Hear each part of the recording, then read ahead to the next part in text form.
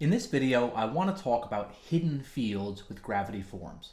Now, what a hidden field is, it's a field that's going to be part of your form that the user filling out the form isn't going to see.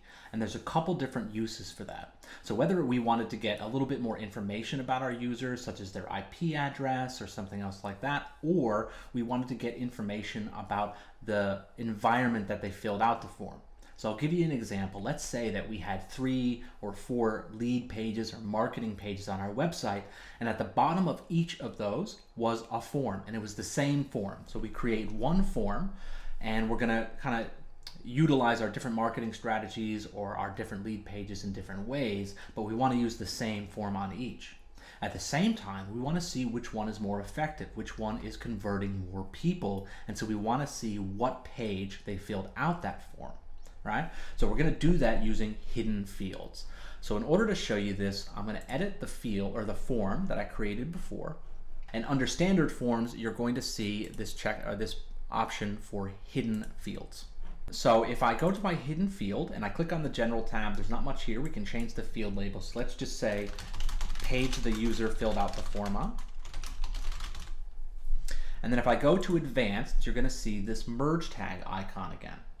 And if I click on here, it's going to give me a lot of different options. So I can get the user IP address, I can get the date that they filled out the form, I can get some other information. If they're a registered user, I can get their display name or their email address or something like that. But for our lead pages, for example, I would embed the URL. So what this is going to do is whatever page they're on, it's going to give me the URL that they filled out that form on. And you can also do something like the page title or the page ID, but I think the URL is probably the easiest.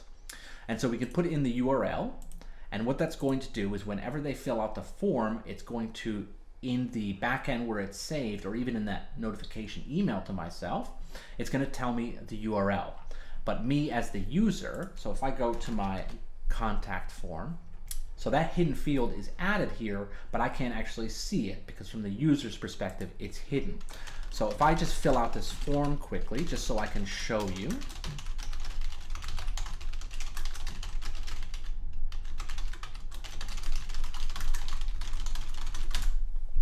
And I click submit.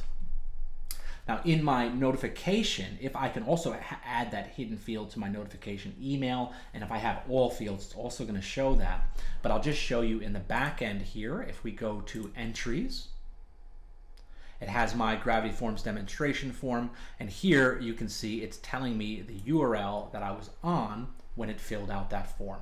So that's just a nice and easy way to get a little bit more information, to track how well our different lead pages are converting, to get user email addresses or usernames if they're registered on our site, and a lot of other stuff without having to bother the user to have them fill out additional information.